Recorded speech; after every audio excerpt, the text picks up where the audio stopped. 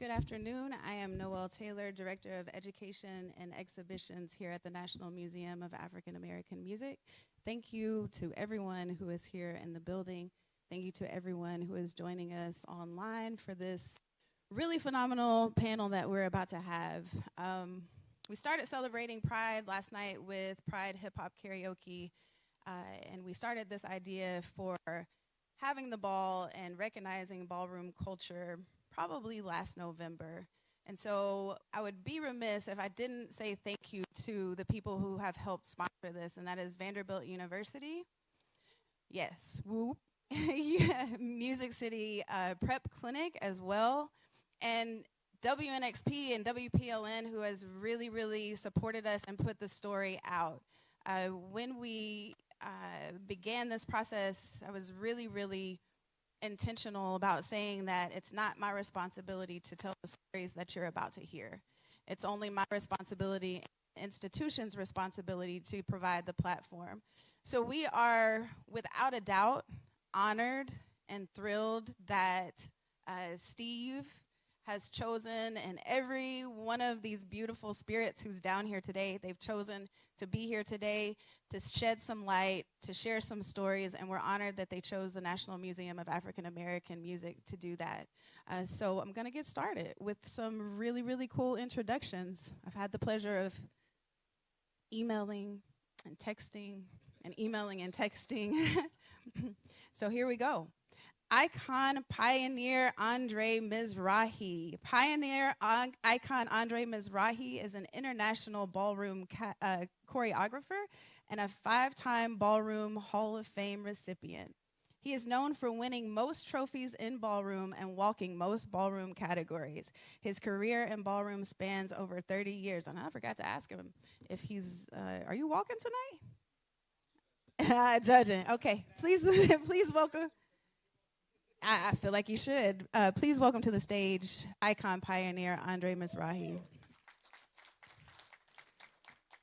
Hey, absolutely. We have one panelist who is stuck in traffic, and we're going to give him some grace when he gets here. Icon Gunnar Tishi. I had the pleasure of being. We went to the same high school. That's crazy. We went to Hume Fogg, 2 blocks away. We just learned that last night at Hip Hop Karaoke.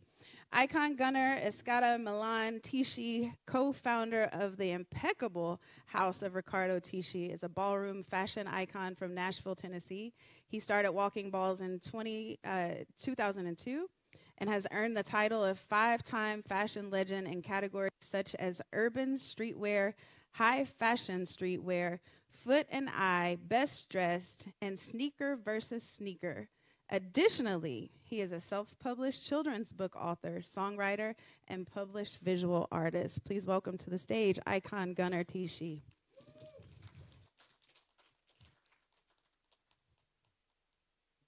Readjusting.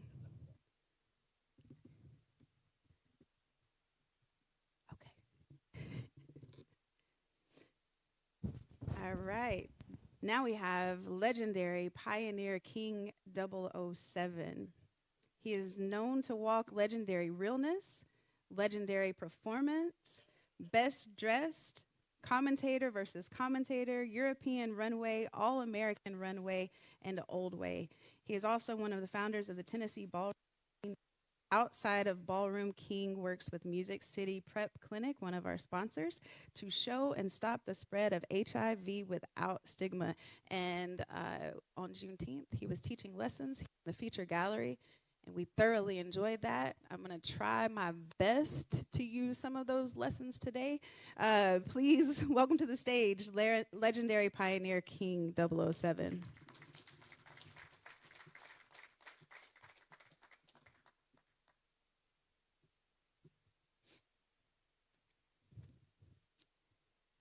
I am going to introduce our moderator next before I bring out our special guest. And if you guys haven't checked out the article and the audio that went out yesterday from WPLN and WNXP, please do so.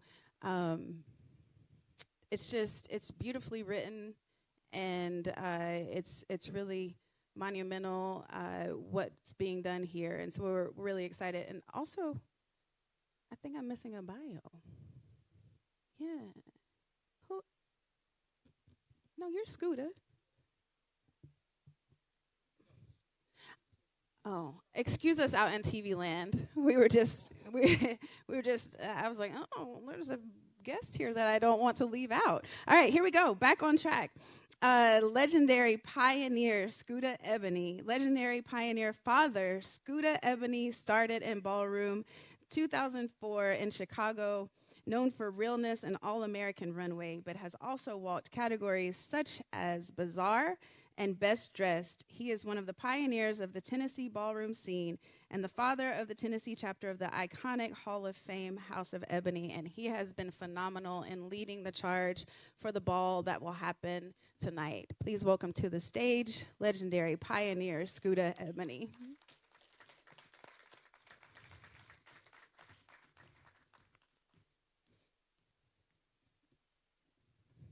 I feel like there's a song in my head, like this is what you've been waiting for, because I feel like some of you. Hi.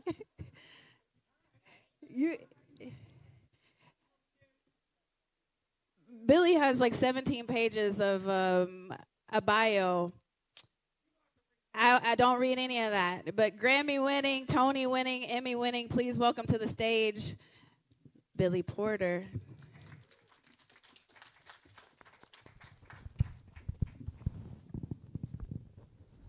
Why y'all spread out? Why don't y'all all come closer so we can have a focal point to speak? Y'all scared of each other? Don't be scared. Come on down so we can see you and talk to you closely.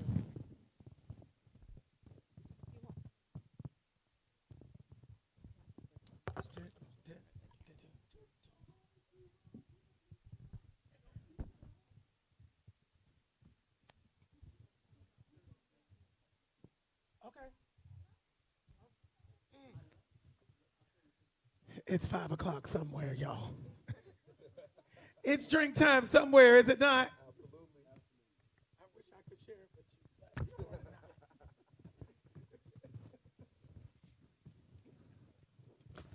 on, Nashville. Y'all have all the color. I came from New York. I'm very New York and all my black today. It's all right. How's everybody doing? Yes, good. Okay. So, am I moderating? Or is there a moderator? What's happening, Miss Thing? I was not going to moderate, but you got me in the moderation. Everybody should be on the camera. Okay, Scooter's going to moderate. Come on, Scooter. All right. Thank you guys for all making the trip to Nashville, for those of you who are not from here, and being able to participate in something that we're trying to build here. And I really appreciate your commitment and your dedication to making our scene greater and being able to educate our community as a whole. I guess so starting off, if you guys would like to tell us a little bit about yourselves and your ballroom history and how you guys came to be who you are. Hello, everybody. I am the legendary pioneer King Ebony, 007. I started ballroom in 2007 in Chicago. I have a small family, so like I was looking for like somebody that was like me. I knew I was a little different. You know, usually you could tell something's off about you when you are a part of the LGBTQIA community. When you're growing up, you know, you like have that little sparkle, that little twinkle. I knew something was different about me, but I'm also the only child, so I didn't have any siblings. So I would sneak out and go to parties, and I was introduced to ballroom that way. My first house party, I gave the person my $5 to get in the party. Shouldn't have been there. I snuck out. This was my first time seeing trans women voguing, and I heard the beats. And the beats are a different type of sound. I didn't know what it was, and I was a little confused because they were spinning around and falling on the floor, and the people were yelling, "Ow!" So what I did was I got up, and I went back to the car, and I'm like, nope, I don't know what this is. This is not of the Lord. So I was like, nope. So I started, so you know, out of seeing something that you're not used to, curiosity rises. So I started seeing more and more of it. So then I seen YouTube, and I'm like, I believe the first person I seen on YouTube was actually Laomi. Laomi and Skid was actually voguing, and I'm like, oh my God, this is the same thing they were doing at the party. This is probably what I need to be into because I think I kind of like it, even though I'm scared of it. I went to a ball. I walked Schoolboy Realness for the first time. I got my tens, and before you know it, here I am, walking 7 different categories and pioneering the scene with 4 other people. So that's me. Hello. Can I hear? Well, I'm a little older than the YouTube generation. I started ballroom. Ballroom was still on VHS, and you still had to hold the big camera on your face. Well, I'm the icon Gunnar Tishi. I'm founder of the House of Tishi, and I'm actually the first Butch Queen icon that is of Nashville soil. So I was born right over the bridge at Baptist Hospital and grew up in CWA projects. And Nashville was a different place at that time. This is the 80s and the 90s. It wasn't a really safe space for black queer people. And so once I got 18 years old and I hit it up out of here, went down to Atlanta and discovered some things. Went to a club literally like maybe the first or second week of school and pretty similarly saw a bunch of stuff. And I didn't know what it was. It just looked like stuff. But it looked really, really fun. Like, I didn't know what these people were doing, but I knew that they were excited and they were having a good time. I met some college students, and they showed me the film that we watched earlier, which is Paris is Burning. And so in my mind, I started kind of making a connection. And I thought, hey, I'm in college. I'm experiencing new things. This is something I could try. And so I went to a ball. I walked runway, as our iconic pioneer reminded me of earlier. For my first category, then joined the iconic House of Escada, started walking fashion categories, and then that's where I really excelled and took off. And came to Milan. I've done so much. I traveled the world because of ballroom. I've started a house that was on Legendary. The House of Tishi was on there, great stuff. And yeah, 22 years later, I'm still here. Didn't think I was going to be. Again, I thought this was a college fun thing, but with ballroom, I found community. I didn't know that I needed it because, you know, some of the tragic stories of our community wasn't necessarily my story, but there still was a story of longing, a story of looking for a tribe that recognizes the differences and celebrates those differences. And so with ballroom, I found my voice, and I found a community that taught me how to exist in a world that's always judging us. So that's part of the ballroom community, right? We're doing this competition, we're being judged. And I think through that process, like I said, it helped me become the man that I am today. So that's kind of my story, and while I'm still here and I still love this community.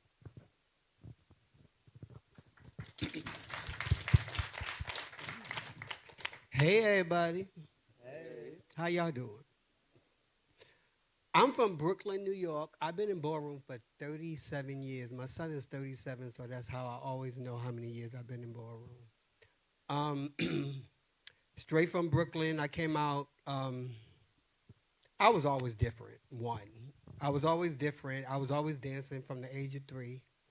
And I was always, my mother had 13 kids, and all the kids had kids. That's how big the family were. So we was always everywhere doing whatever we can. We never had no money. We always had to have where our cousins and our brothers, and that's how it went. So basically, the only thing I can really remember is me dancing everywhere. So I always been a dancer. So basically, in 1988, one of my friends that's iconic in ballroom now said, come with me to the village. And I was like, what is the village? They was like this place where they just be free. They didn't want to say the word gay, so they was like, be free. So I was like, okay, let's go. You know, I was one of those, bitch, let's go. So we went down there, and I started seeing so many gay people, and I was like, what the fuck is going on?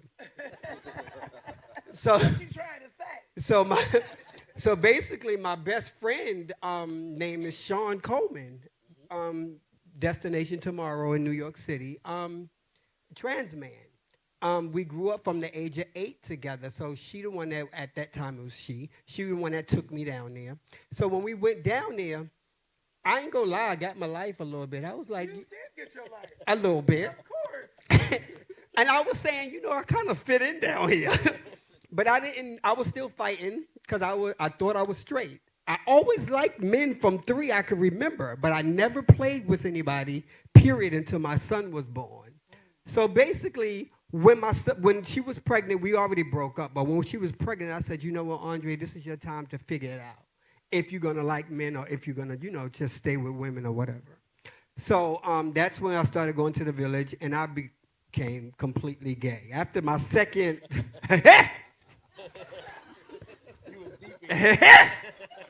After my second visit... Completely gay. Not partially. 100. You know, like the kids do today. It's more open today. The children have, you know. So basically, non-binary bitches. Yes, I got my life. So then Sean was like, they having a ball. This the same trans man now. I'm like, what is a ball?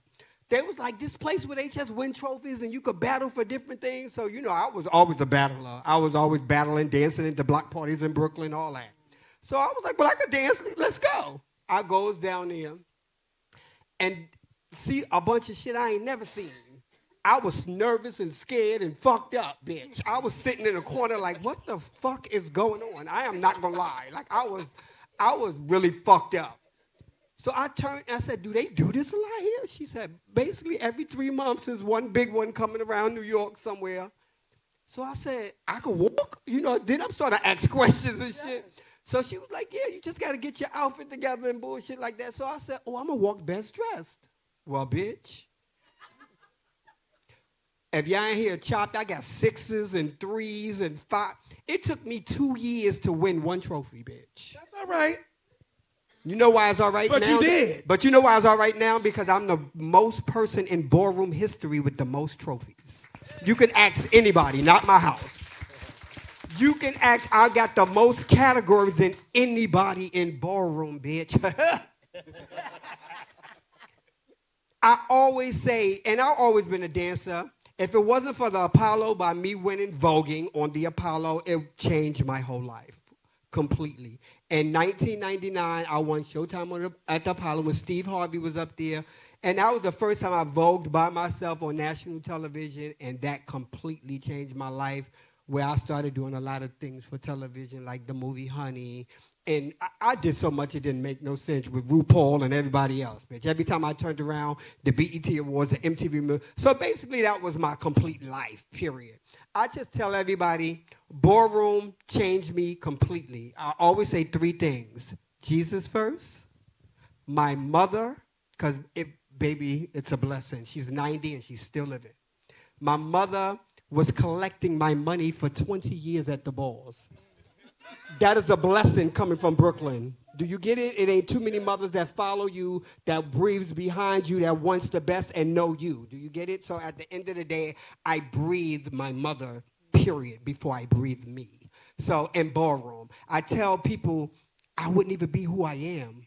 I wouldn't even stand the way I stand if it wasn't for ballroom. Ballroom have taught me so much.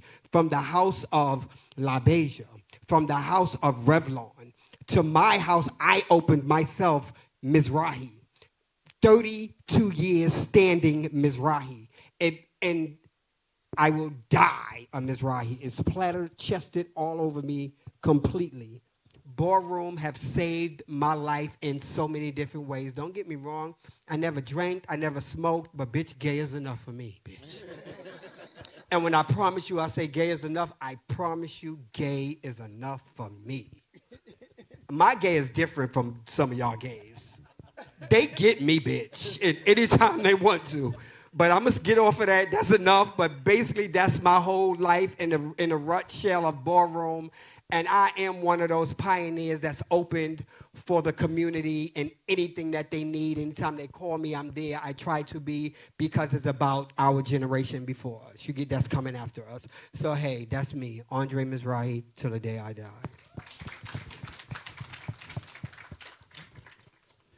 I grew up in Pittsburgh. I grew up in the Pentecostal church. I had to come out to my mother 3 times. I was introduced to theater very early. You know, Pittsburgh is different from New York. You know, I think Nashville is close to what, you know, it feels like to sort of be in a smaller city, a B city, you know, but a smaller city. I think we're very similar in age. I'm 54. You know, there was no representation for a black gay man when I was growing up, other than being the butt of the joke, being the one to be reviled, being the one to be beat or killed. There wasn't a whole lot of hope. And then Paris is Burning. And I tell this story because it's so interesting to me, because the reality is Paris is Burning is a Greek tragedy. It's a tragedy. It's a tragedy. And when I remember, when I watched it for the first time, it was all joy. Because my community was we were seeing ourselves. Imagine that, right? Like watching what you just saw and thinking how joyful my life is because I'm finally seeing myself. It wasn't until I went back to it 15 years later where I was like, this is, and I feel like, you know, people who watch Pose have a very similar reaction because the trauma is so acute that it's easier to just stay in the fun of the balls, stay in the choosing joy anyway part. The other part is harder to take. So I stand on this stage, I sit on this stage with these icons of the actual ballroom community. And I need to say that out loud. I'm not a part of the actual ballroom community. It's like when people say, are you a doctor? No, I play one on television. That's what I am. I played it on television, and I have to say that out loud because I honor all of you. I played it on television.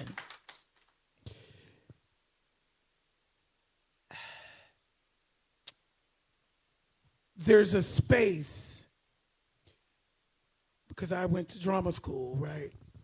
My mom did not throw me out. She didn't understand me, but she didn't throw me out. My church did, but my mama didn't. Talking about mamas. She's no longer with us. She just passed in February. And, you know, she was so present for me after a while. It took some time. And I think one of the things that's been so special for me is to have lived through that with the person who loved me most, who chose me, who chose unconditional love like the Bible actually says. The Bible actually says, love, judge not, lest ye be judged. That's what the Bible actually says. So she was so present for me. And when I moved to New York, I went to balls. I went to the balls, but I was never inside of the community. And, you know, coming out and the AIDS crisis and all of that, it was like, oh, well, why? You know, what am I doing here? Why did I survive? Why did I? And then Pose. And the gift of being able to be in a space of elevation, to be able to play an icon in that series that is the first of its kind, and there's nothing that will ever be able to overshadow it, right? the thing that that has moved me so much about the culture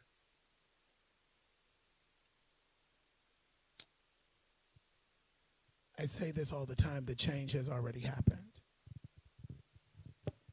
The change has already happened. That's why the pushback is so severe. Think about it. It's historic. The Emancipation Proclamation happened, and then Jim Crow. None of what's happening right now is new.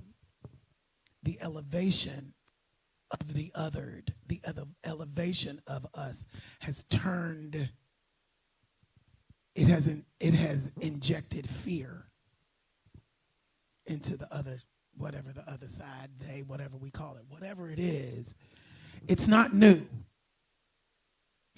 And what I love about our community is no matter how we fight, no matter how we shade, no matter what it is, it's rooted and based in love, loving kindness, compassion, respect, and family. And so I am just chosen family, and I'm just grateful to be in the room. So thank you. You know, so we talk a lot about legends and icons, and we announce you guys as Hall of Famers and founders and things like that. And just for the people who are here, Andre, if you want to give us a little synopsis of why we have those different levels, accolades in Ballroom, and why they were so important to our community. Well, years ago, it was stars, statements, up-and-coming legend, up-and-coming icon, and pioneer. They broke some of that shit down. So now it's just star, statement, legend, icon, and pioneer. So they don't have the up-and-comings. They had to get rid of the up-and-comings and whatever.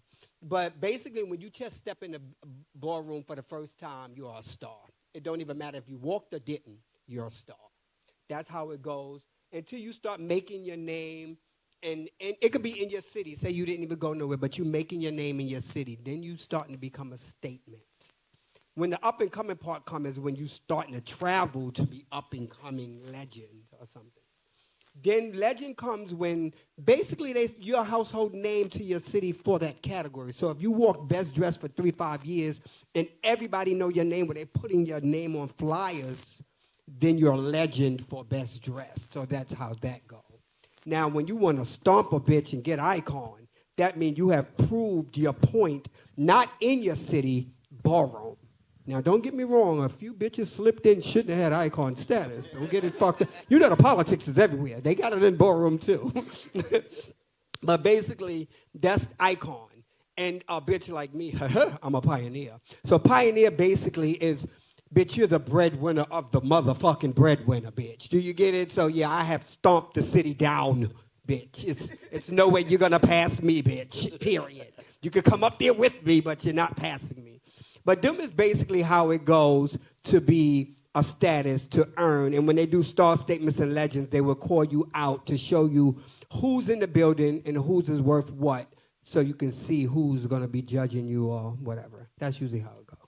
I think that something that's important for us to recognize is that with us being a marginalized community, creating these different levels or platforms for ourselves and having that opportunity to elevate our own selves into a system of our own sense of stardom or recognition where we can feel valued, because we didn't have those opportunities back then to be on TV, to be lead singers and dancers and things like that. We were kind of pushed back to the corner. So it's kind of important for us to create our own hierarchy so that we could have a way of recognizing ourselves in a scene that we created for us. Amen. You know, and this is Black Music Month, and I really want to tie in how ballroom has influenced popular culture, African American culture, and then music in general in all genres. So if you guys, I know, Billy, you've been instrumental in pushing ballroom to the forefront, essentially, of popular culture with your show Pose, and, you know, that leading to Legendary and other things like that. How do you feel ballroom has influenced popular culture, and then how do you think it has influenced art in general? The thing that I love about what Pose did. It was a conscious reclamation of us. Our culture has been raped, it's been pillaged, it's been appropriated since it began. Madonna did not create Vogue. Sorry. I love you, Madonna. I love what you did, what you've done for the community. She did not create Vogue. And for more than 30 years, most of the world thought she did. Until Pose was allowed to tell the full story. There's no shame, there's no blame. The time that we were in required that a white woman put it out there. That's not required anymore. So to have it reclaimed is what we've just been able to live, and I am so grateful that I am a part of that. But when you think about all of it, from Lady Gaga to Beyonce, I love you, girl, and we taught that bitch how to walk in her pumps. She couldn't even walk in her pumps, right? We taught a generation how to literally just walk in their pumps. And they were women. And so they were allowed to push it forward because, you know, the toxic masculinity of the world did not allow for people like us to be seen. Now we're seen. I'm so grateful that I lived long enough for that. Oh my God. You know what I'm saying? It's like I've lived, I cannot believe You and me both. what I get to be. Bitch, you. I can't believe what I get to be in this world because, like I said, I'm 54 years old. I came out in 1985 at 16 years old. Who I am right now was impossible. It was an impossibility. So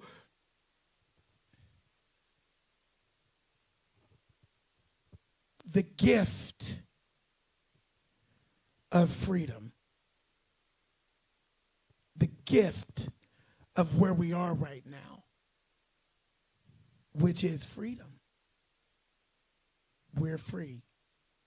So my question is, are we going to hold on to that? Or are we going to be yanked back? You know, I can't talk about this without actually talking about what's going on in the world for real. Are we going to hold on to this progress where everyone valid, where everyone is seen, where everyone's life is worthy and worth something? Are we going to hold on to that or not? It's a simple question, y'all. It's simple. Yes or fucking no. Which one? There is no dialogue right now. It's not normal times. It's a yes or a fucking no. What is it going to be, Nashville? What is it going to be? What is it going to be, Tennessee? What is it going to be, the South? What is it going to be? What is it really going to be? You cowards in the Republican Party, what the fuck is it going to be?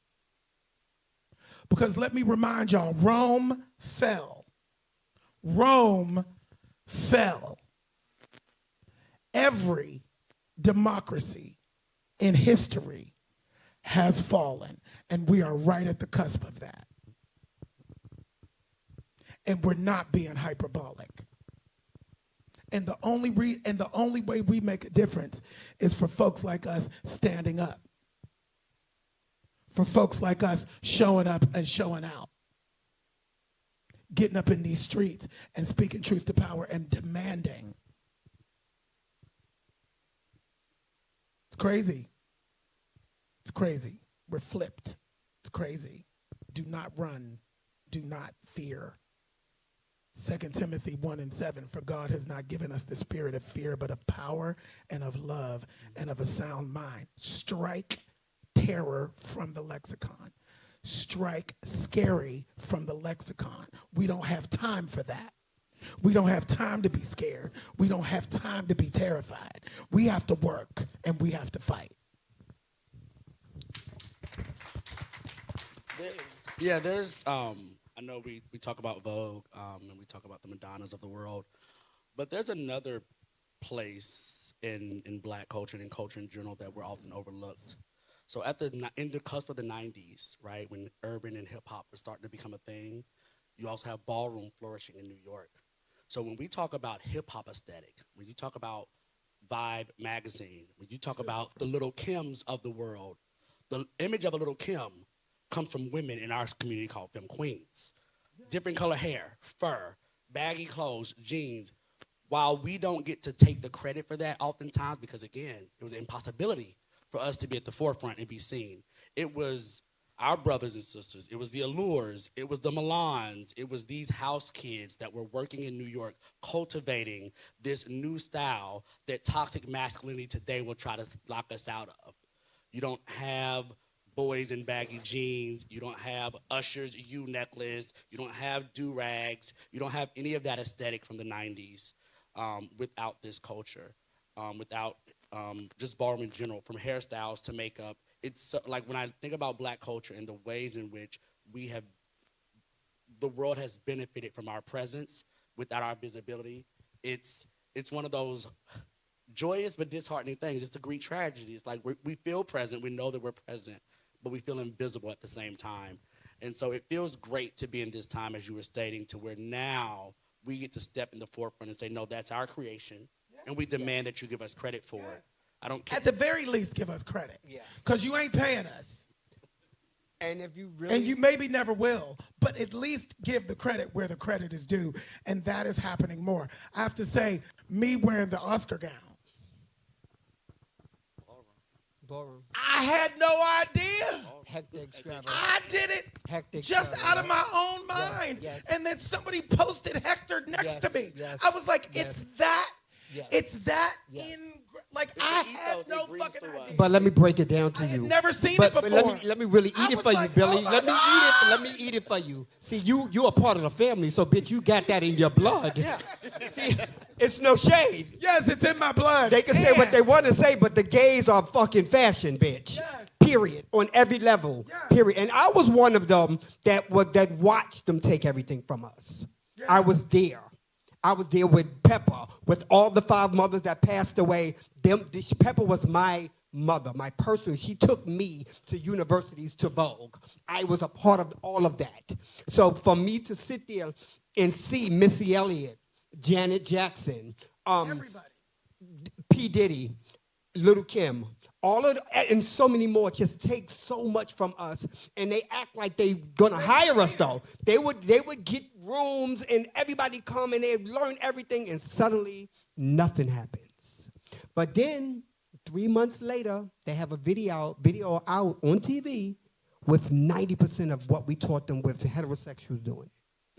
What they recorded in the audition. Correct. I mean, we just watched Pepper Crazy. come out in this big Crazy. sleeve, right? Yep. We know the Louis Vuitton Dapper Dan sleeve that we're all known for, but where did you see the big sleeve first? Yeah. Right. Yeah.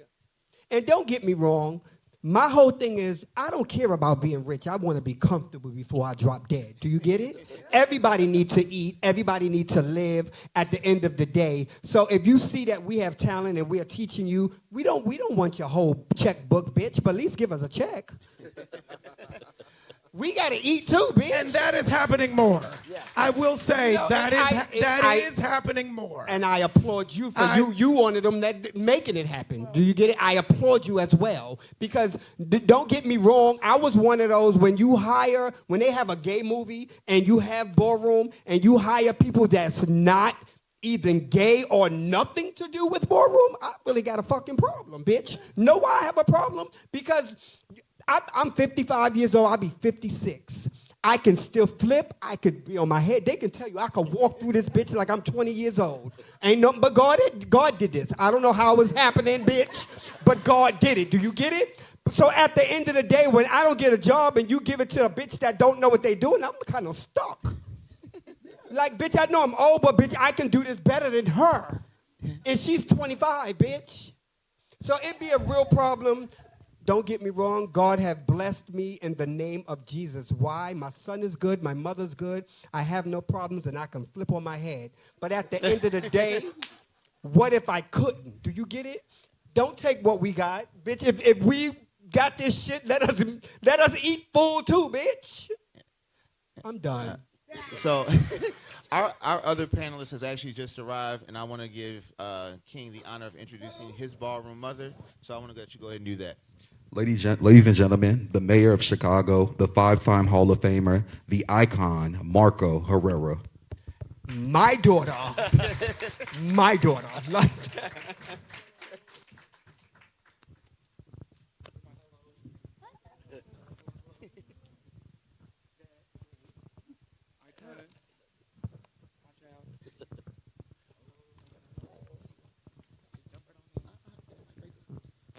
Hello.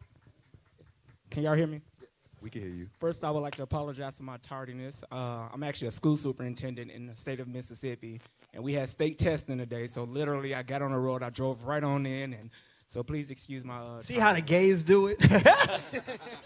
see, we're everywhere. We're educated too. Everywhere. And let me just say Straight something off the about that road. before we move on. Before we move on, you know, watching, one of the things that was really interesting about working with these trans ladies in Pose was going to spaces like this and the assumption that these ladies were uneducated and stupid. The assumption. Superintendent, bitch, we have degrees as well. We have degrees as well. Don't get it twisted. I just had to say that because it was one of the things that was really, you know, all the questions were coming to me. All the questions were coming to me as if these ladies didn't know how to talk. And I had to actually go ask the question from the people who are actually the person who need to answer the fucking question. Ask them. You know, the assumption as a black person, the assumption as a trans person, the assumption that we're not educated is bullshit. I just had to say that, sorry. You just brought that out of me, bitch. No, but I really do appreciate that. And ironically, Ballroom has really brought so many of us together. And one of the examples I use is I just recently earned my EDD in educational leadership. And thank you. And as I was earning that degree, I actually reached out to Icon Gunner as a subject matter expert, asking was my research questions plausible and are they realistic? And we actually met through Ballroom so many years ago. And to your point, Billy, when Pose first debuted, I watched the show. In the very first episode, I was really trying to figure out which one of those characters that I resemble with. I'm like, well, that's not me. I don't steal, and I didn't do this. I didn't get put out. So literally, it took me a few episodes, and I still don't think I found that exact character. But I'm Blanca. Probably not. I'm Blanca. No. Now, More like Everybody wants Electra. to be Blanca, bitch. Nobody wants to be Pray Tell. I'm too mean, bitch. Wait a minute. I'm too mean. Now let me tell you, one of my kids are here, and I can guarantee you, I'm almost sure he would say who I was if he had to say anybody. He would probably tell I was more like Electra. But this is our pray tell. This is our Pray Tell. I would be. You're the Pray Tell? I would Okay. be. Can't you tell? Tell right here. I was like a prison warden, but I ran a stern household. But when I turn around and I look at what they've blossomed to and what they've become, and it wasn't pushing them to do drugs, pushing them to get still. Like literally, if I partied on a Friday or Saturday, I was in church on Sunday, and even to this day, I still don't miss work, no matter what ballroom I go to across the country. Amen. You're gonna turn around and see me at work on Monday morning. One thing doesn't compensate for another. Oh, at all. Work hard, play hard. That's what I say. And we can do hard things. Yeah, and Continue to do them. you know, Marco, you just joined us. I'm going to throw the next question to you. I love questions. Describe ballroom to everybody in one word and explain why you chose it. Ballroom in one word and describe why I chose it. The word I would choose is family. And the reason I chose the word family was because just because you're born into a network or you're born into a group, and it's almost the same in any community that you become a part of, you're actually able to construct the people that you choose to inherit and put into your surroundings. And I came from a two-parent household. Had my mom and my dad, and the youngest of 8 siblings, the youngest boy. So I didn't come from a broken home, but I knew I was different, and I did things differently, and I felt differently, and there were certain different things I wanted to do. And when I came into ballroom, it was, to this day, it's still like a whole magical, once upon a time fairyland type thing where you can almost be whoever you want to be. You can pick whatever persona you want to be. But when you find all these different people that you have a shared space with, a shared community, and you're so different, but yet still you have this same love of community and family. And even now, Andre, as much as we get into it, you cannot tell me I don't treat Andre Yeah, like my child, that bitch. And we met a long time ago, and let me just say this, just some background context. When you're talking about 25 years ago, you're talking about when we didn't have cell phones, you didn't have social media, you didn't have technology. We were not as connected as we are now. We still had landline phones and the dial-up phones. So this was a time that we was all across the country in New York. I was in Chicago, and you had people in Los Angeles and Georgia. We were all connected by our love for community and our love for family, and to the point where we inherit each other and embrace each other. And literally, to this day, we still have that same affection and affinity for each other. What about you, King? I'm actually I don't have anything new besides what he said, but I'm gonna say family as well. I'm gonna use me for example. Like I said earlier, I was the only child growing up. I literally, when I found ballroom, this is where I started ballroom at. I started with Marco. I literally I was in college too, so I needed help with my English homework. You find somebody that's the educator of that subject, so I came to him. Before he would even arrive home, I would be sitting on his porch with my homework. Like, hey, you know I'm here, what's up? And he'd be like, why are you here? But it was just he probably questioned it now, still to this day, like, why were you on my porch still? Why, were you stalking me? What was going on? Did you have a place to stay? I did have a place to stay, but when you find people that are like you want to be around them more. When you find people that actually care about you, that are actually willing to help you do other things outside of ballroom, you want to be around them more. So I would definitely say family. For me, I would say ultimate liberation. I think when you have, so everyone's born into this world where to some degree or another you're marginalized or there's some ism placed on you. Within our community, it's like all the isms get placed on you. Like we got all of them. You know, you're black, you're poor, you're fat, you're diseased, you're trans, you're this, you're that, you're that. And when it almost seems impossible that you can climb your way up the ism hierarchy to somehow get to the top, you just get to a point where you're like, fuck it. We're just gonna come here and do what the hell we wanna do, how we wanna do it, and we don't care anymore. We don't care about trying to look straight. We don't care about trying to appease the masses, because there's no amount of appeasement that will get us to that next level out in the main world. So it's like, it's the one place where, like we've said, you get to come and create to your wildest dream. I get to sit up here because of this in a red skirt and big boots. And big boots. A red leather skirt, bitch, in a cartoon shirt. And what are you wearing, and once be a scared little boy that was born in the projects of East Nashville, right? This scene gave me that amount of liberation that had I not found it, I would have still been trying to appease the masses with masculinity. I probably would have still been trying to do all the other things to climb those different social hierarchies. So it's the pressure point of so much oppression on a singular community that almost creates that big bang. It's the big bang of liberation because of all the pressures of the outside world. I'm going to start with free. When I joined Ballroom, I was free as fuck, bitch. Of all of the shit that happens in Best I Do or Die in Brooklyn. Do you get it? It was so many of us, and that's all they was doing was fighting and this and that. My first day in the village, bitch, I was free as fuck. I was amazed that people looked like men that was gay, because you don't see that many at that time. I was just amazed at how many was out there together. I was amazed how much family it was. I was amazed how much talent I seen. I said, bitch, this is my family. I don't give a fuck. Like, I'm going to try to figure this out. And that was it for me. That's what made me say, bitch, nah, I'm ballroom. And that was it. I feel the same way. It's hard to distill it to one word, but I will say family and freedom. You know, it took me a long time to get free. And it was the representation of ballroom that led me to that free space, because I could see other people. You know, I could see it in others.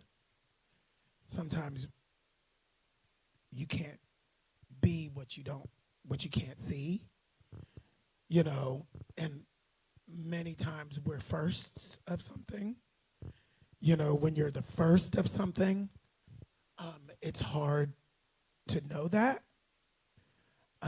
It's hard to honor that, because we live in a world where if you know who you are and you can speak about that, very often you're labeled arrogant or a narcissist in some way, when in fact you're just grounding yourself in a truth that allows for you to live an open and free and loving life.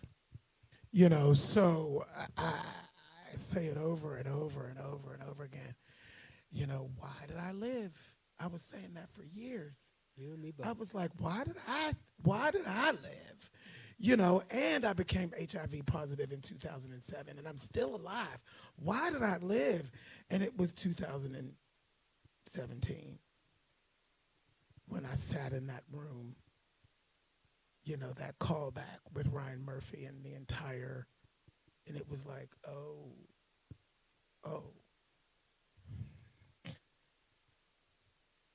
I lived so that I could tell the story. Amen. So that I could be one of the people that tells the story. You know, I'm a trained actor, right? Mm-hmm. There wasn't a space for me at Carnegie Mellon University. They didn't know I was a first of anything. They tried to kick me out because my speaking voice was too high for the American stage and I would never work. They didn't know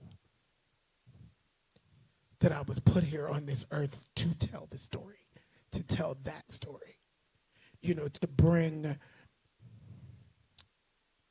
the gravitas to the space, to win the Emmy, the first black out queer man to win best leading actor in a drama series, to be able to step into the space of black, gay, leading man in Hollywood. I couldn't have done it without this community. I could not have done it. And every day I'm grateful. I'm really grateful. I don't know what else to say. Yep. But before you start, I'm another one that, why am I living? I watched all of Paris is Burning. Over 1,000 people died. My friends, my mothers, my sisters, my brothers. The first thing you look up is like, bitch, where am I going? I'm being serious here. Like, I used to break down and be like, bitch, when am I going? For real. Because you're no special than no one else. We all human. That means we're equal, bitch. I don't give a fuck about what color it is. So what have me here? I had to try to figure it out myself. And I said, everybody's here for a purpose. When you stop your purpose, then it's time for you to go. So truthfully, my life is always to try to figure out how fucking long I'm staying here. Do you get it? I'm going to always try to feed my generation, feed my people, because God have everybody here for a reason. And when you stop that reason, that's the day you're going to heaven. I don't want to go to heaven yet. You know, a lot of you guys talked about freedom and liberation, and you know, whether it be freedom to choose your own family or tribe, or freedom to find out who you are and to be able to liberate yourself. Kwame Ture said that peace isn't the answer, liberation is. You know, and how do you guys see ballroom further liberating spaces like this for queer artists, dancers, people who look and act and perform like us? Like, how do you see ballroom helping to advance that culture into the future? For me, I think we're going to force identities and titles down everyone's throat until we have so many of them that we no longer need them. Right? When we think about gender identity, we think about racial identity, we think about all of these identities. For me, ballroom is one of the most liberated, progressive spaces. Yes, even we still need work, right? We still have, there's a quote, where you run, there you are. So we bring the world and we bring that baggage here, but we work very aggressively to give space and provide space. And to give identity to people who otherwise wouldn't have an identity or demarcator. And I think that ballroom is that liberator, and we will be the generation, we will be the community that eliminates the need for any of those identities to where everyone just goes by their name, and that's all that matters. I'm gonna jump in and chime in. Billy, you said something that really resonated with me, and it's actually my favorite saying. I said all day long that no one can be what they can't see. And when I turn around and I look at what ballroom does and how ballroom creates that space, and for me, I think it shows a level of possibility. When you're coming out to these spaces, and you know, it was a time that ballroom was limited to 2, 3, 4 o'clock a.m. in some back alley or some tavern that nobody would even patronize. And now you're looking at us in, you know, a national museum talking ballroom. What I have saw this 20-something, yeah, that definitely deserves an applause. To sit here and talk about ballroom on a level and a platform such as this in Nashville, Tennessee is amazing. Did I know this was possible 25 years ago? I would have told you no. You know, you're talking about a time where literally we had to get dressed, you know, probably outside or in rest areas, and we were not welcome in spaces to just publicly and be our authentic and our explicit selves. So when you're talking about what those spaces look like, I look at our progress the last 25 years. You know, I don't know what the next 25 years are going to look like, but if it gets to the point where we keep making this same type of progress, I'm excited, I'm hopeful for our future. I guess I'll chime in. So I think that we can keep the progression by doing what all of y'all do. All of y'all here are leaders. Y'all learned from someone that taught y'all correctly.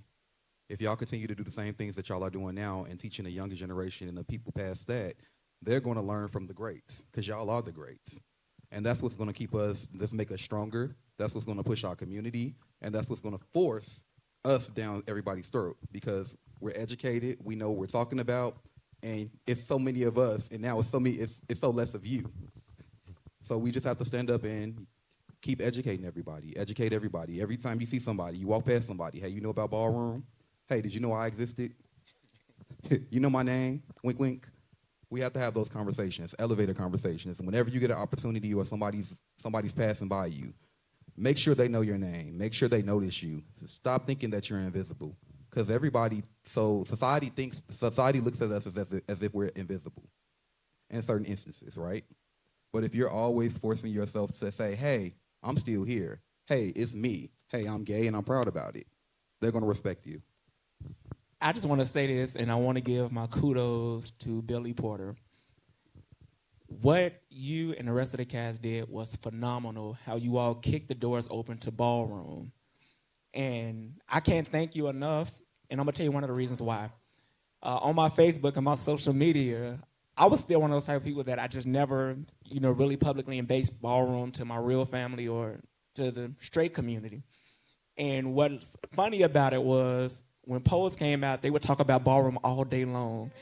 I could never chime in, and I would have to pretend like I knew nothing about anything.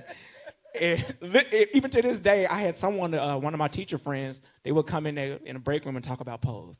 And I was like, I want to go to a ball. And in my head, I was like, I got one coming up. And I really wanted to I didn't invite them. But I wanted to invite them to the ball because they wanted to come and see ballroom, and it was because of your efforts and how you all created a platform and, took it and really amplified it. So thank you for that, and the rest of the cast. Amen. You know, Billy, the show made my straight cousins tell their friends, "Oh, my cousin, he do that shit with them people to be on that show. Yes. Yeah, he one of them. They know his name." And you know, it's one of those things where again, we created Ballroom as a safe haven, as a runaway from the world. But I don't think we ever gave up the desire of wanting to be of the world. We want to be a part of the larger collective, but we had to create the space to be safe. So it's that really weird kind of like, thank you, but fuck you. When they recognize and love you, it's like, thank you. You should have always done this, and I appreciate that. But also, fuck you that it took, you know, a It's Billy Paul. fucking It long, took man. celebrity for you to recognize me, and that's not your fault, but that's their fault, right? Yeah. For not recognizing the greatness. So what your show and these kind of panels do is it takes for them people, it dusts the dust off of the diamond that was when they thought it was coal. Yeah. So Amen. thank you. Amen. So at this time, we would like to open the floor up to any audience members that may have any questions for the panel. If anybody wants to come up and ask questions, you guys are more than welcome to. Now, don't be shy now. We like to walk around and hand people microphones if you're not participating. Next thing you know, we'll be giving you categories. All right. Any questions? Anybody have a question? The dumbest question is the one I asked. She got you right there. You got it? Okay. Oh, she putting the mic up for you. Can we take the microphone to them?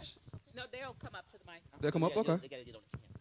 You making people nervous? Come here. I Just think they come want- to the mic, Carmen. Come on, come on. Come to the mic like This the is people asked you. ballroom. Come to the front. Come to the mic. That's my manager. Oh, sorry. That's one of my managers. I want to know what the strangest category you ever walked was. Ooh. Some of that shit we made up on Pose.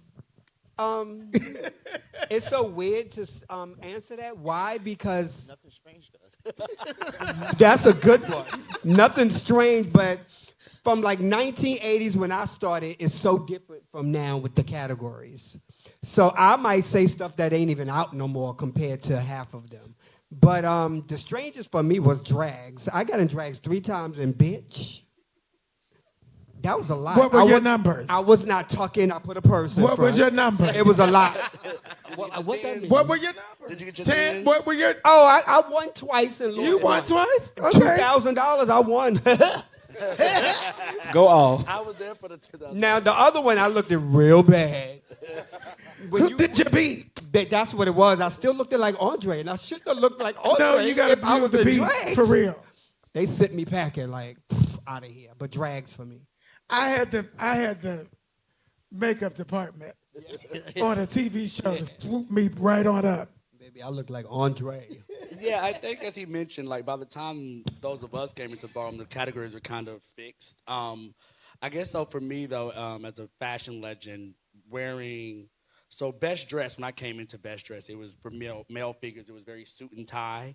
And there was a few of us that really started pushing those boundaries. And so I guess the strangest way for me to walk it was the time I did the Young Thug dress. Like, I'm a male, and I got on a full dress. It's basically a gown, and I'm walking a male figure category. But again, it was weird, but not weird. I think that someone said nothing is weird to us. But you not know- to stop you. But you know what's so funny? I used to do that. They used to chop me, bitch. But now, suddenly, years Grand later, prize. they giving them 10. Movement. Do you Dog, see they progress. movement. When I was doing it in the 90s, they was like, oh, Andre, you got to wear man clothes. We had work to do. 2000 comes and he come through and win. I'm like, but I tried that like. Well, I also remember when you did that long skirt made out of the ties. They let you win that night too.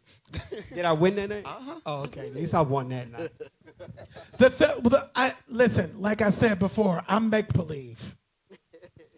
I play it on TV, and there were so many category. You know, like they did. Like the hotel I'm staying at is doing like an Alice in Wonderland theme in the ballroom. So they did like a fairy tale theme, and they did like a I can't remember what they called it, but it was like really strange, like really like a bizarre category? bizarre, Bizarre and futuristic. There's both of them, bizarre, darling. Yeah, bizarre. Bizarre, futuristic, and you know when you have a little bit of a budget on television, I can't imagine. You know, I was like, "Is this real?" And the consultants were like, "Yeah, it is." We do it now. You know, it wasn't then, but like we do it now. And, you know, one of the things that I loved about being on Pose is that Ryan Murphy is a real ally. You know, when Stephen Canals brought him the script, he understood that he was the facilitator. He understood that he was the butler to open up the door, right? And so he took all of us, and if you were smart enough to get it, you were smart enough. Some people were not. But if you were smart enough to get it, it was like, oh, he's teaching us all how to fish. He went into FX and he said, you're going to do 3 seasons of this show. You're going to give me the promotional budget that you gave O.J. Simpson because it's not going to work any other way. You're going to commit to that. You're going to commit to that. Otherwise, it will not work. And it did take a white ally. It did. And he did it. He did it, and then he left. You know, that's the other part that people don't know. He left. Gave it to Stephen Canals and Janet Mock to run the show. Amen. Gave it to the people who do it to run the show. Yeah. Yes, he was the leader and the guider, but that's a huge thing. Yeah. That people, I don't think people understand. I think people know. You know, we eat our own very often. Mm-hmm. You know, there was lots of bullshit about, well, why is this white man doing it? Mm-hmm. It's like, because nobody black would. That's right.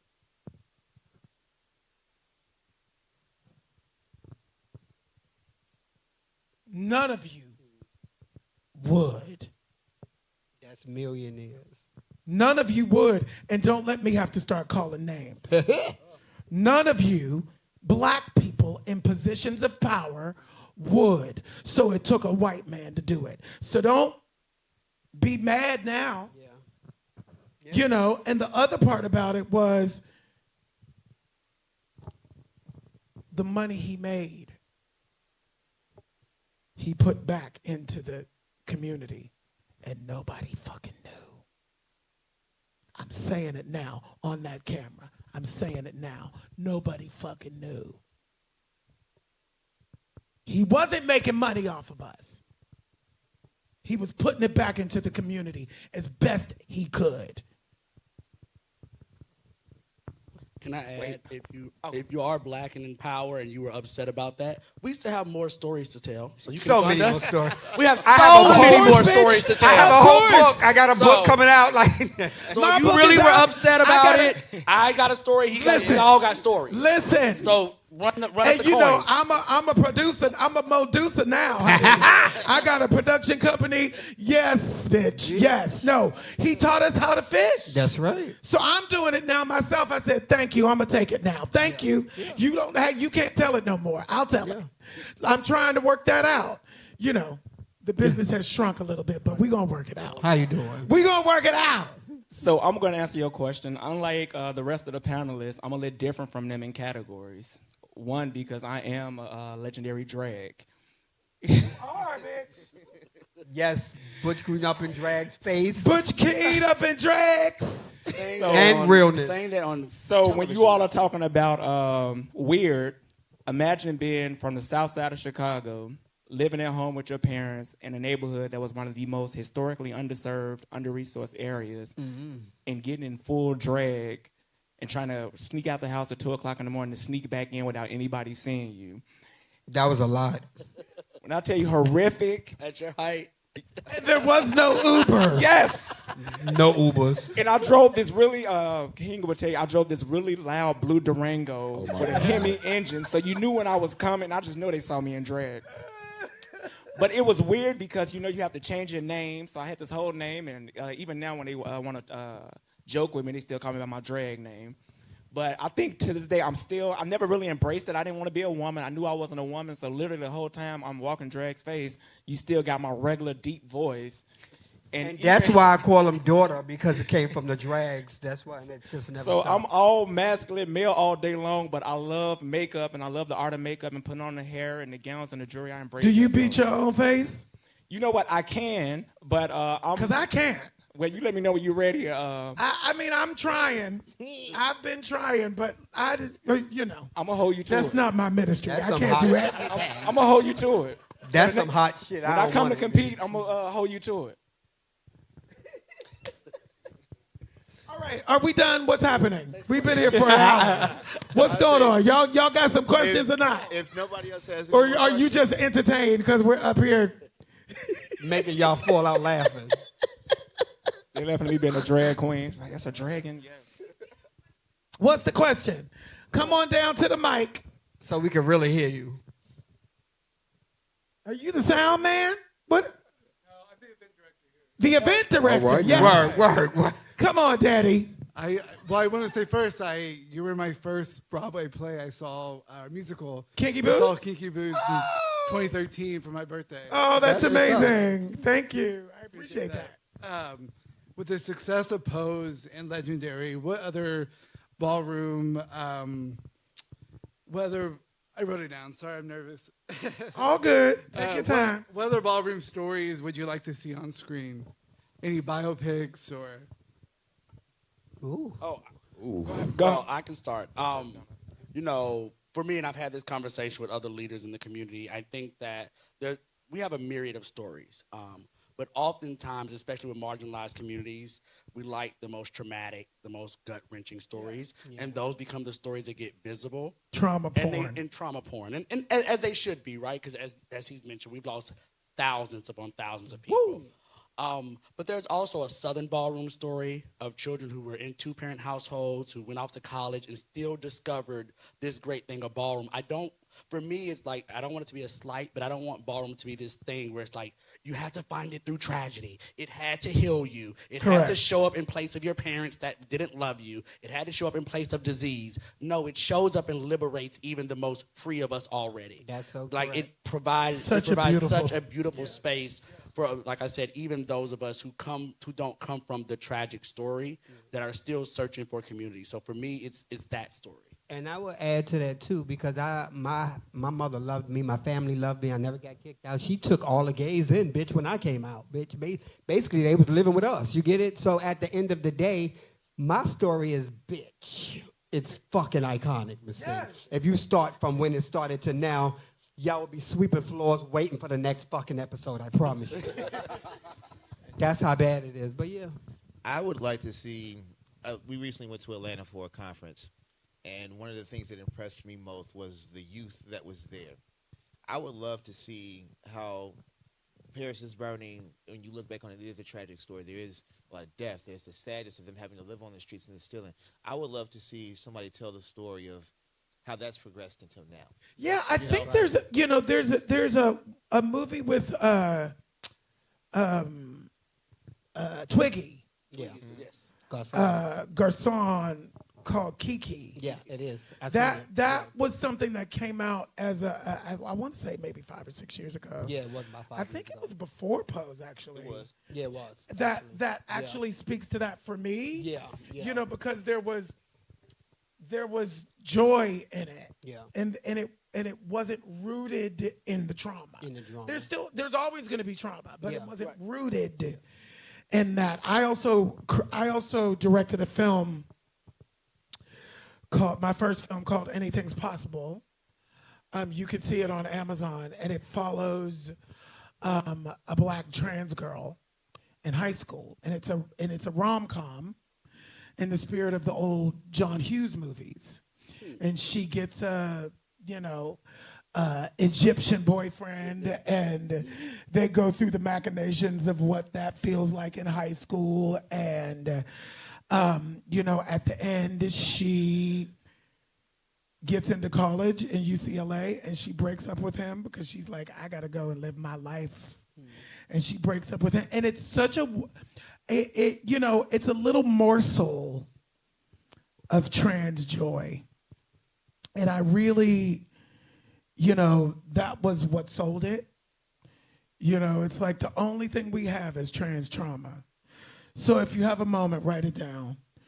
You know, anything's possible. Amazon. It is, you know, it has a saccharine pop album that goes with it. I wrote 6 new pop songs for it. You know, it's like, you know, it's one of those things that needs to be discovered because once again, it's a first of something. It's a first of something. Didn't get a lot of shine, but we did get 89% on Rotten Tomatoes my first time out. So, bitch, go watch it and spread the word. And one last thing, I want to see us not in this documentary type of way. Like, I think something that was so beautiful about Pose is that it was just a drama. Fiction. It humanized the people. It wasn't like, as much as our community specifically has to deal with Paris is Burning, it's like looking at this species through the looking glass and look at how the thing moves across the street, right? But when you have coming of age stories, when you have rom-coms, when you just the same stories, but somehow introduce that we're doing those things while also in ballroom, because that's most of our lives. We're doing the other things that everyone else is doing in their representation, but on Saturday night we go to the balls. Like, that's it. Any other questions?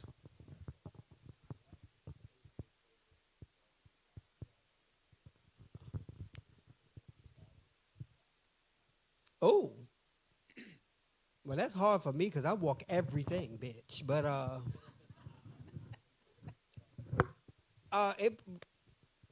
when I think of ballroom in a nutshell, the only thing that really comes to me is Love Hangover, because it's so iconic of Paris is Burning and what just ballroom is. So it will always be Love Hangover to me. Diana Ross, that bitch. So for me, our female figures, specifically face women, typically get the song Absolutely Flawless. And I was lucky enough to have that played one time I walked. Like, it's one of those things that you're a creme de la creme. You've really touched the DJ like that kind of song. So Absolutely Flawless. For me, it's with me being a face girl, I love Hangover. I love Absolutely Flawless, but I'm gonna have to go with Flat Life. Flat Life still just does it for me. When I hear it pop on, it's like, let's turn it on. It's Flat Life. And I have to say, DJ Mike Q, come on and get you some. Come on, Mike Q. Okay. I walk in runway. I think Fly Life also would be a standard runway beat. And I think that's something that's what we always practice too. That's kind of in this old school. Two Fly I'll Life. get out.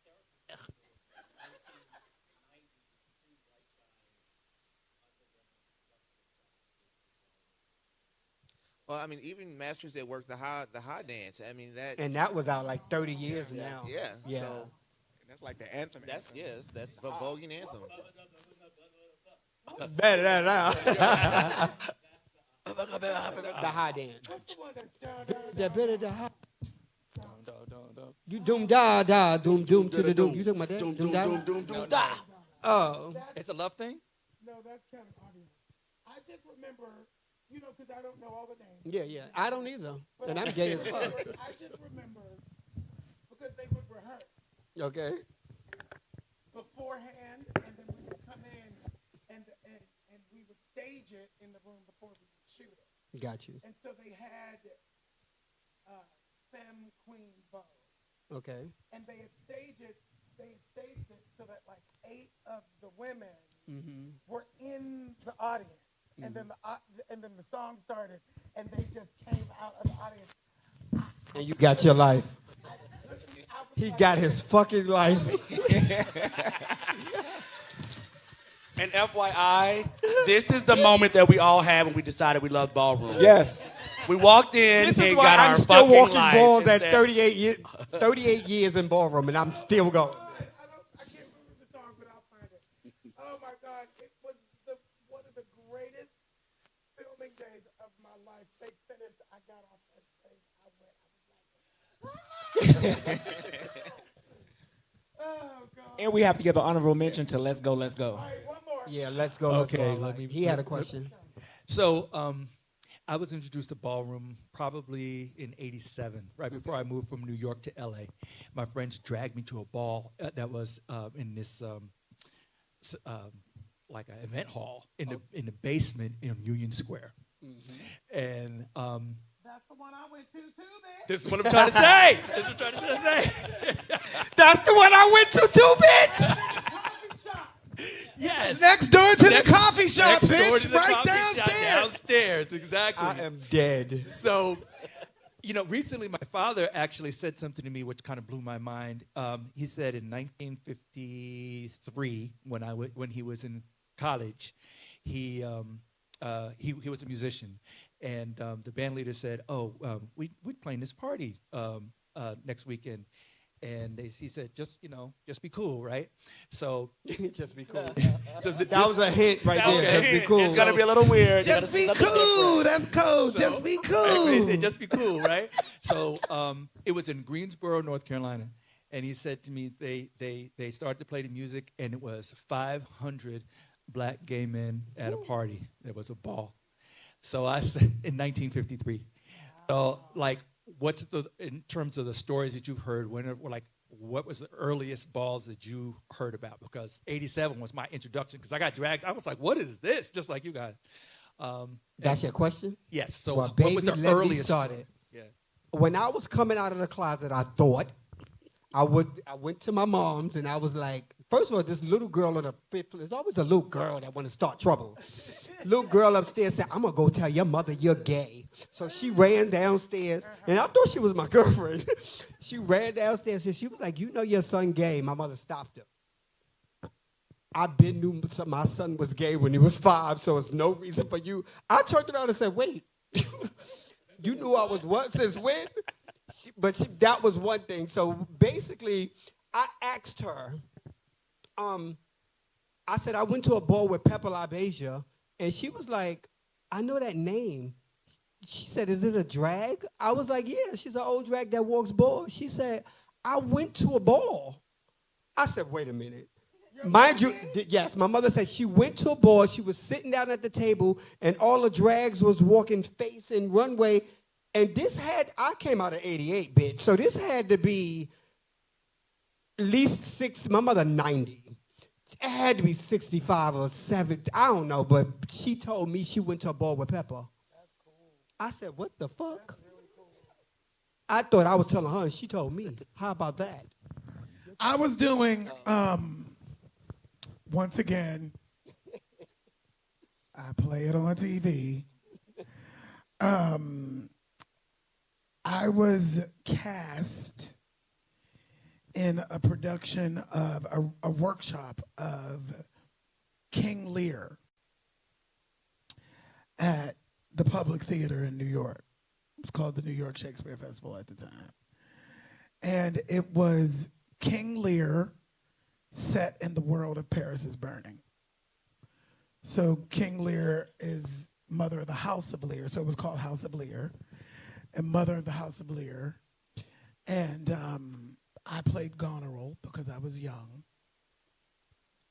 So I was the daughter, the evil daughter.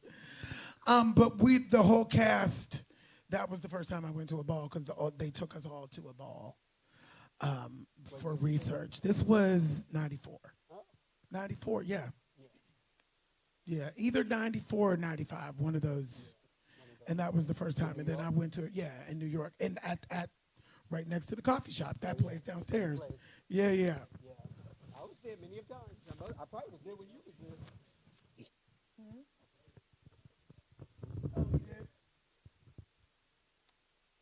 Yeah, so I'm fairly young. No. You what? Don't even try it. That's a dog years. He tried that last no, night no. with my 1997 graduation versus his 2002. Yeah. No, as I said, I'm the tail end of the VHS era going into the DVD era. So my earliest ball was 2002. That's when I started walking. But I will say this about ballroom history and about ballroom culture. Several people have done history and tried to take it back. And to this date, I think that we are one of the largest and longest underground creative collectives to ever exist, both documented and undocumented. We go back to the cakewalks of enslavement. Some of those categories and some of the same drag things that we do date back then. So it really depends on how you try to tie the history together. But Yeah, 1619 Project, we showed up. Work. You see, George Washington had a wig on. You see that, right?